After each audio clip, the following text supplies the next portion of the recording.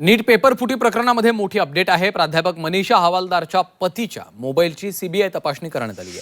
पतीच्या मोबाईलमध्ये गॉड नावानं सेव्ह असलेल्या क्रमांकासोबतचे संशयास्पद संवाद आहेत, ते सीबीआयच्या तपासात आता समोर आले। आता पेपर फुटीचा खरा गॉड नेमका कोण याचा तपास सुरू आहे। मनीषा हवालदारनं मनीषा मांढरेसोबतचं व्हॉट्सअप चॅट डिलीट केल्याचं सीबीआय चौकशीत मान्य केलं। मनीषा हवालदारच्या पुण्यातील सदाशिव पेठ परिसरातील असलेल्या घरात काल सीबीआयनं छापा टाकला। या छाप्यामध्ये नीटच्या प्रश्नपत्रिका संच आढळला। मनीषा हवालदारनं स्वहस्ताक्षरानं लिहिलेल्या प्रश्नपत्रिका आढळून आलेल्या आहेत।